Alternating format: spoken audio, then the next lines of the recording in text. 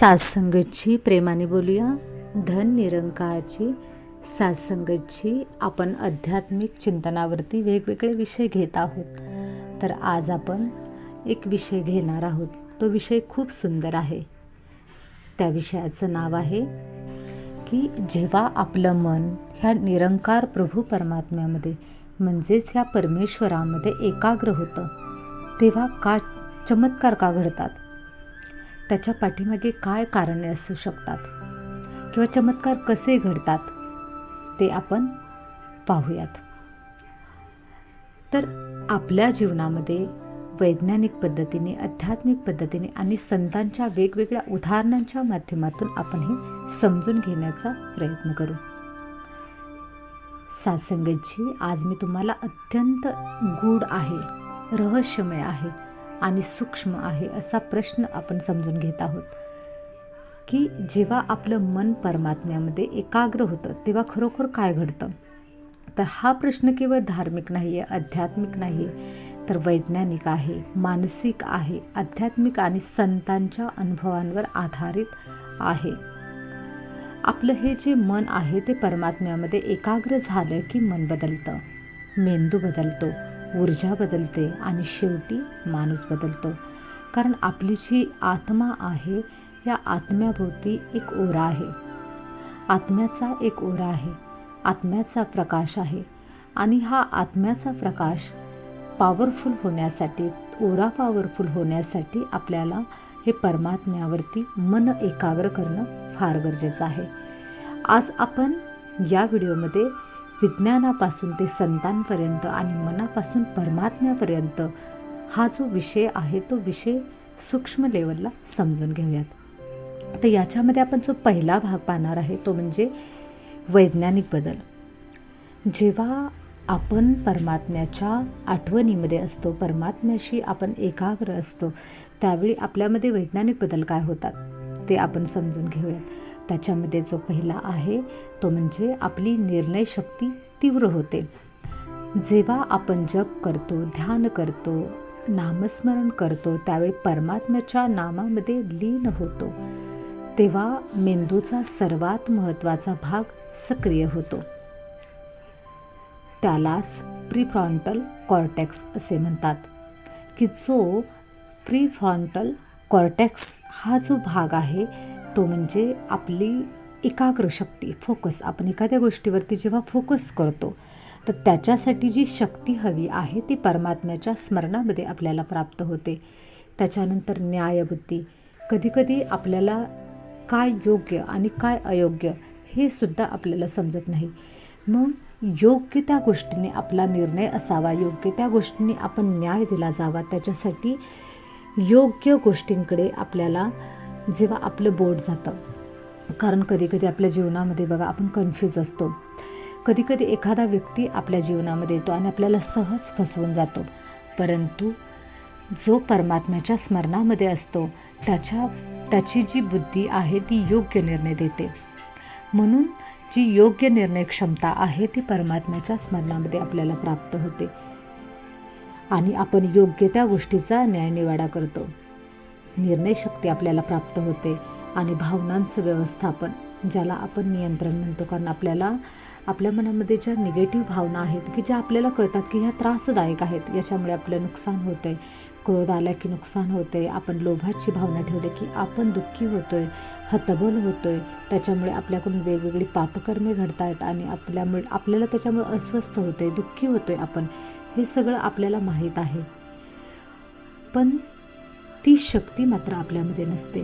त्यावेळी ही जी शक्ती आहे जी की आपल्या भावनांवरती कंट्रोल आपल्याला आणते, ती शक्ती आपल्याला परमात्म्यामध्ये जेव्हा आपलं मन एकाग्र होतं, मग ते कोणत्याही माध्यमातून का असेना, ध्यानाच्या माध्यमातून असेल किंवा नामस्मरणाच्या माध्यमातून असेल, जपाच्या माध्यमातून असेल, जेव्हा आपण मन एकाग्र करू त्यावेळी आपल्यामध्ये हे बदल होतात. कारण जे हार्वर्ड युनिव्हर्सिटी आहे त्याच्यामध्ये MRI स्कॅनमध्ये त्यांनी तिथं MRI स्कॅन केलं होतं. त्याच्यामध्ये असं दिसलं होतं की भक्ती किंवा ध्यान करणाऱ्या लोकांचा प्रीफ्रंटल कॉर्टेक्स जाड आणि शक्तिशाली होतो. म्हणजे तो प्रीफ्रंटल कॉर्टेक्स आहे तो जो आहे तो आपल्याला शक्ती प्रदान करतो, आपल्याला शक्तिशाली बनवतो, आपल्या भावनांवरती कंट्रोल होतो. कधी कधी बघा एखादी व्यक्ती असते बघा, कशीही परिस्थिती आली तरी त्या परिस्थितीला सामोरं जाण्यात तिच्यामध्ये खूप ताकद असते. तर ही ताकद जी आहे ती आपल्याला परमात्म्यामध्ये मन एकाग्र केल्यामुळे प्राप्त होते, ज्यामुळे निर्णय असे होतात की ज्याच्यामध्ये विवेक असतो. कारण कधी कधी काय होतं, आपण भावनांच्या अधीन जाऊन निर्णय घेतो. म्हणजे आपण आपल्यासमोर एखादी घटना घडत असते आणि आपण भावनेच्या अधीन जाऊन चुकीचा निर्णय घेऊन मोकळं होतो. पण आपल्याला त्या ठिकाणी विवेकसुद्धा जागृत असणं गरजेचं आहे. विवेक म्हणजे काय आहे, तर आपण योग्य काय अयोग्य काय याचा न्यायनिवाडा आपल्याला करता आलं पाहिजे. असं नाही की आपण भावनिक झालो आहे आणि भावनिक होऊन आपण त्याच्यातून वाहत जात आहे, तर असं नाही. आपल्यामध्ये विवेक जागृत होतो, आपलं मन शांत राहतं, शांतता आपल्या मनामध्ये असते आणि स्थैर्य असते, स्थिरता असते. असं नाही की झटपट आपण कसंही चुकीचा निर्णय घेऊन, जे अधीरपण असतं ना, अधीरपण, आपल्याला एखादी गोष्ट लगेच हवी असते. धैर्यता जी आपल्या मनामध्ये हवी आहे ती धैर्यता आपल्याला परमात्म्याच्या स्मरणामध्ये प्राप्त होते. त्यामुळेच संत जे आहे ते इतके शांत असायचे, शहाणे आणि प्रेमळ दिसायचे. बघा संतांचा जो चेहरा असायचा ना, त्या चेहऱ्यावरती एक वेगळीच रौनक असायची. त्याच्यामधून आपल्याला आपण पाहतो की आपण आता वेगवेगळ्या सिरियल पाहतो संतांच्या. बघा ते सिरियल पाहताना सुद्धा तो संतांचा चेहरा आपल्याला पाहत राहावं असं वाटतं. त्यातच सिरियल आहेत. मग रिअलमध्ये तर संतांचा चेहरा कसा असतो, एक रौनक असते. सद्गुरू माताजींच्या चेहऱ्यावरती सुद्धा एक रौनक आहे. का आहे? कारण त्यांच्या हृदयामध्ये निराकार प्रभूबद्दल अपार प्रेम आहे. त्यांच्या हृदयामध्ये निरंकार प्रभूला त्यांनी वास केलेला आहे, पण निरंकार प्रभू त्यांच्या हृदयामध्ये विराजमान आहे. कारण ते सदोदित जे पण काही बघा, सुदीक्षा माताजी सुद्धा नेहमी त्यांच्या मुखामध्ये हेच असते की निराकार दातारची कृपा, निराकार दातार. ते कोणतंही श्रेय स्वतःवरती घेत नाही, सगळं निरंकार प्रभूला ते सोपवून देतात. म्हणून त्यांच्यामध्ये ती रौनक आहे. त्याच्यानंतर बघा की दुसरा जो पॉईंट आहे त्याच्यामध्ये बघा की आपल्या मनामध्ये असलेलं आपलं मन जे आहे जेव्हा शांत होतं, त्यावेळेस आपल्या मनामध्ये असलेली राग, भीती, काळजी हे सगळं कमी होऊन जातं. ज्याला राग, भीती, चिंता, आपल्या ब्रेन बघा, जो ब्रेन आहे त्या ब्रेनमध्ये असा एक भाग आहे की त्याला असं म्हटलं जातं की अम्यगडाला जो हा भाग आहे त्याच्यामध्ये राग असतो, भीती असते, चिंता असते. की जो शांतीचा भाग आहे त्याच्यामध्ये जर समजा राग, भीती, काळजी असेल तर मात्र आपली शांती भंग होते. पण परमात्म्याचं स्मरण म्हणजे वर थंड पाणी टाकल्यासारखं असतं. म्हणजे आपल्या ब्रेनमध्ये एक शांतीचा भाग आहे, पण त्या शांतीच्या भागामध्ये जर समजा राग, भीती, चिंता आली की आपण अस्वस्थ होतो.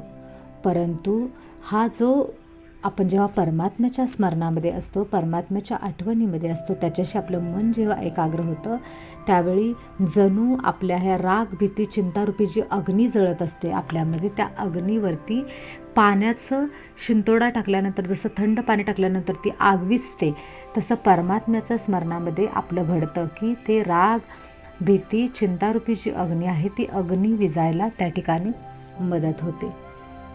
परमात्म्यावरती आपण जेव्हा लक्ष केंद्रित करतो त्यावेळेस आपली भीती आपोआपच कमी होते. म्हणूनच रामदास स्वामी म्हणतात की देवा तुझ्या नावे चित्त शुद्ध होय.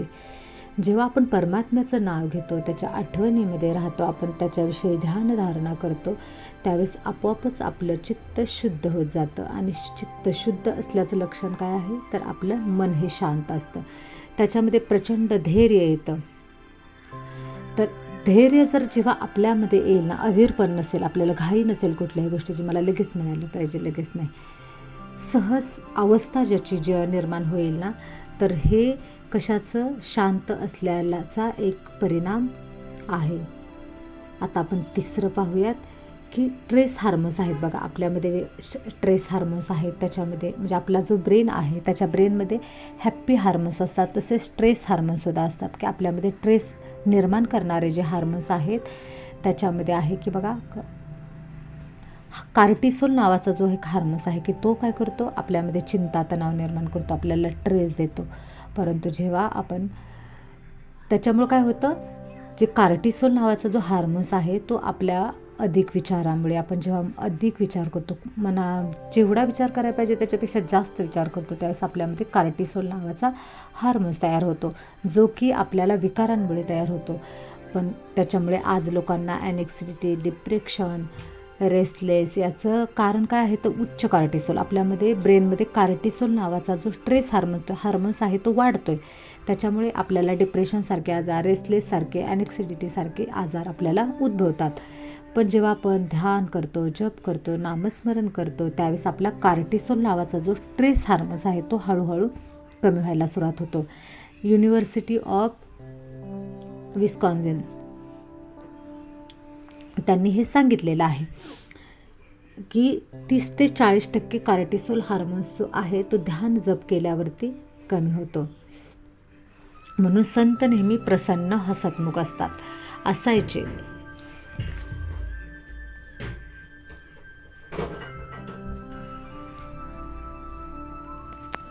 म्हणून संत हे कसे असायचे, तर प्रसन्न असायचे, हसतमुख असायचे. बघा की आपण तुकाराम महाराजांचं उदाहरण घेऊया. त्यांच्या जीवनामध्ये एवढी संकटं आली तरी पण ते ढळले नाहीत, कारण त्यांचं मन परमात्म्यावरती एकाग्र होतं, विठ्ठलावरती एकाग्र होतं. आणि ह्या एकाग्र मनामुळे त्यांना काय झालं, एवढा धीर आला. इतके संकट येऊनसुद्धा ते त्याच्यामध्ये प्रसन्न चित्त राहिले. त्याचं कारण काय होतं, तर हे जे स्ट्रेस हार्मोन्स आहेत ते त्यांच्यामध्ये निर्माण झाले नाहीत. उलट हॅप्पी हार्मोन्स आपल्यामध्ये जे आहेत ते तयार होतात. जे की बघा, आता आपण हा 4था पॉईंट आपण घेणार आहे. त्याच्यामध्ये बघा, अधिक ऊर्जा. ज्यावेळेस आपल्याला ऊर्जावान वाटतं, स्ट्रॉंग वाटतं, आपल्याला छान वाटतं, प्रसन्न वाटतं, त्यावेळेस काय असतं, तर आपला जो ब्रेन आहे, मेंदू आहे, त्या मेंदूमध्ये डोपामिन, सेरोटॉनिन हे जे हॅप्पी हार्मोन्स आहेत ते हार्मोन्स आपल्या मनामध्ये वाढतात. परमात्म्याच्या नामामध्ये आपण जेव्हा गुंततो तेव्हा शरीरामध्ये एक चैतन्य जागृत होतं. हा खरं तर चमत्कार नाही, हे याच्या पाठीमागे शुद्ध विज्ञानसुद्धा आहे. जप केलं ना आपण की जपामुळे आपल्यामध्ये डोपामिन वाढतं, भक्तीमुळे आपल्यात सेरोटॉनिन वाढतं आणि ध्यानामुळे आपल्यामध्ये एंडॉर्फिन नावाचं हॅप्पी हार्मोन्स वाढतो. बघा की जेव्हा आपण जप करतो त्यावेळेस आपल्यामध्ये डोपामिन वाढतं, भक्तीमुळे सेरोटॉनिन वाढतं आणि ध्यानामधून आपलं एंडॉर्फिन नावाचं हे हॅप्पी हार्मोन्स वाढत असतं. आणि आपलं जे शरीर आहे, या शरीराला ह्या 3ही हार्मोन्सची गरज आहे. यामुळे संतांच्या अंगामध्ये दिव्य तेज होतं आणि असतं, कारण संत ह्या 3ही गोष्टी करायचे. जप पण करायचे, भक्तीही त्यांची चालू असायची, नामाचा जप सुरू असायचा, भक्ती सुरू असायची आणि ध्यानधारणासुद्धा करायची. त्यांच्यामध्ये दिव्य तेज होतं. हा आपण पाहिला एक वैज्ञानिक भाग पाहिला. दुसरा जो भाग आहे तो म्हणजे आध्यात्मिक बदल आपल्यामध्ये काय होतात. तर त्याच्यामध्ये जो पहिला आहे, आपलं मन अंतर्मुख होतं, म्हणजे आत्मप्रकाश आपल्यामध्ये जागृत होतो. ज्ञानेश्वर माऊली म्हणतात की ध्याने अंतर प्रकाशे, हे ध्यानाचे वैज्ञानिक नाव आहे.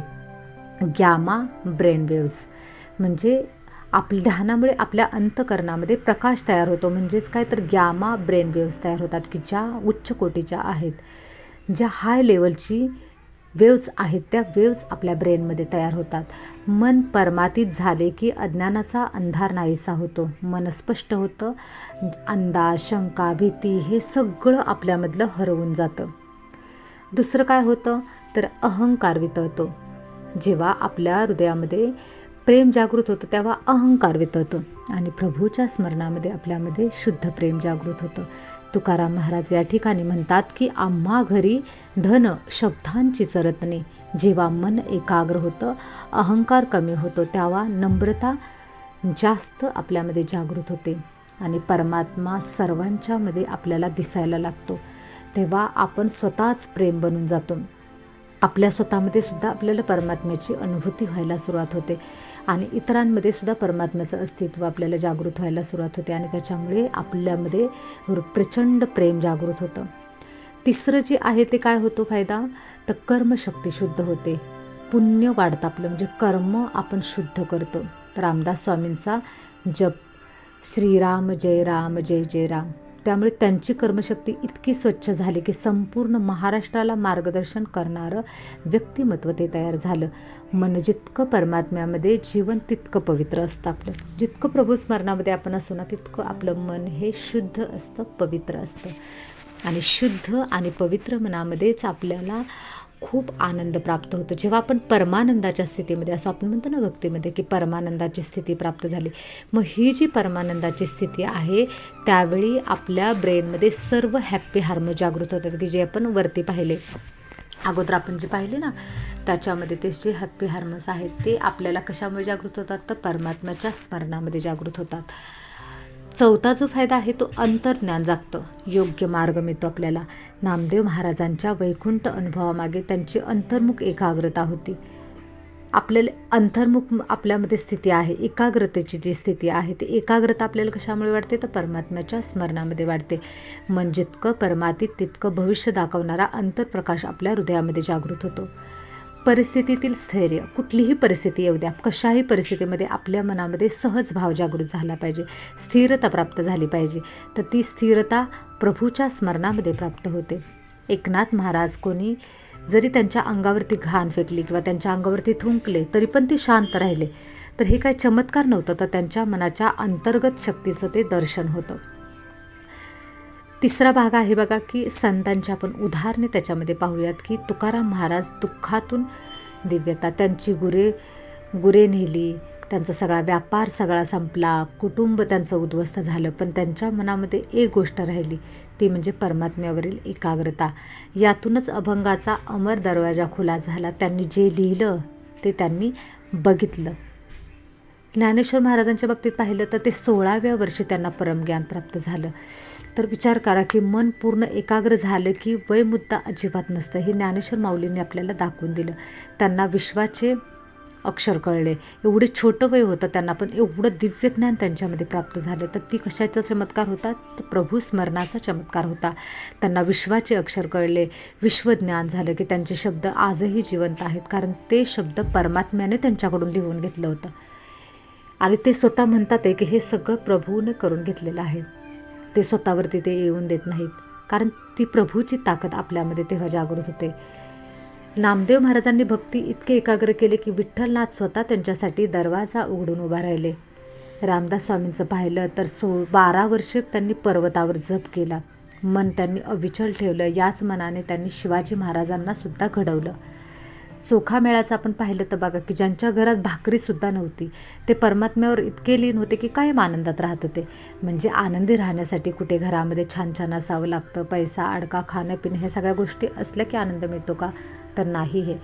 हे काहीही नसतानाही आनंद आपल्यामध्ये निर्माण होतो. ती कशाची ताकद आहे, ते या प्रभू स्मरणाची ताकद आहे. त्यांच्या प्रेमाने स्वतः विठ्ठलही त्यांना दगडातून सुद्धा धावून आला होता. तर आपण जे हे सगळं चिंतन पाहिलं, त्या चिंतनाचा सारांश रूपाने आपण जर विचार केला, तर जेव्हा आपलं मन परमात्म्यावर एकाग्र होतं त्यावेळी आपल्या मनामध्ये चमत्कार घडायला सुरुवात करतात. मनामध्ये, शरीरामध्ये, आध्यात्मिक जीवनामध्ये कशामुळे घडतात, तर त्याचा सारांश रूपाने आपण पाहूयात, की आपला जो ब्रेन आहे तो ब्रेन बदलतो. मन शांत होतं, शरीर शांत होतं, भावना संतुलित होतात, ऊर्जा आपली हाय लेवलला जाते, मन स्थिर, अहंकार नष्ट होतं, प्रेम आपल्या हृदयामध्ये वाढतं, अंतर्ज्ञान जागृत होतं, जीवन दिव्य बनतं, शब्दांना खूप महत्त्व प्राप्त होतं, परमात्म्याची आपल्यावरती प्रचंड कृपा निर्माण होते आणि आपलं मार्गदर्शन हे प्रकाशमान होतं. परमात्म्यावर लक्ष म्हणजे कोणाला खुश करणे नाही, तर ती आतल्या देवाला, आपल्या आतमध्ये असलेल्या दैवत्वाला जागृत करण्याची ही साधना आहे. आणि एकदा मन परमात्म्यामध्ये लीन झाले की जीवनाचा प्रत्येक क्षण आपल्याला चमत्कार रूपामध्ये अनुभवायला मिळतो. आज आपण हा व्हिडिओ इथेच थांबूयात. सत्संगाची प्रेमाने बोलूया. धन निरंकारची.